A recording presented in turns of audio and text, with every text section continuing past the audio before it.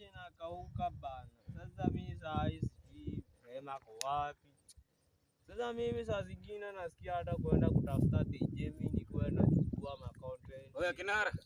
Kinara. Vipi? Hiyo piga boy. Boy man, niko fiti mbaya. Niko fiti kijana wangu kaa chini. Umekuwa aje lakini? Mzee mimi nimekuwa tu maisha imekauka. Hapa ni tu relax mzee, nauliza sasa, hata nilikuwa nauliza nitakutoa wapi bro. Usikii mimi nimetoka kwa ule mzee smartphone Samsung. Sasa tunakuwa tunachukua mashughuli. Tunachukua kwa kiboka. Lazima kwani msanii. Unaona ule mtu huyo ni ule kichwa mbaya. Ngoja relax.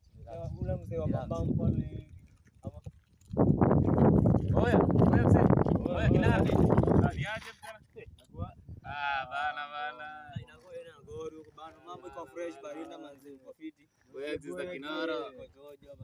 Alafu unanitambua? Unanitambua?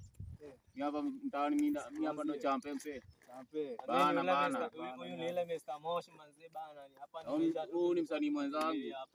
Ameingia kwa lebo. Alafu unaweza tukolea simu. Hapa kupigia mada tutumie pesa ya lunch.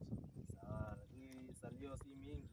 Usitumie sana. Haina salio. Salio ni nini? Credit yani. Sasa useme tu Redo mzee. Hapa ni Kenya. Inaweza toka pesa hii.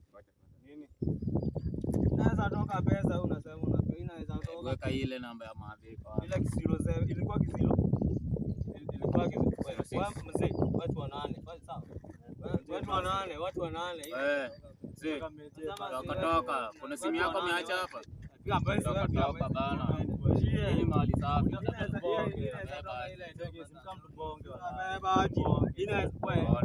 Ile kinamba ndio tubaruhusu. Inatoka pesa. Huyo anasema bonge na nani? Wewe unapenda maisha yako? Enda shughuli zako msanii. Huyo anasema bonge na nani? Kabonge aje wewe unaenda zako wewe. Hapo kuna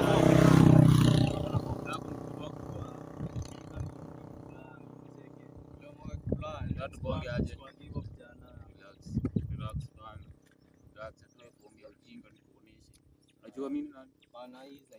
Mimi tulia tena toa form. Nikwambianga ni ule Mr. Moshi kwa kiusanii. Ila ni ile usanii. Sasa piga mbweze manzi kwa pia. Unapiga mbweze na hii ni ile yako iliibiwa Githurai.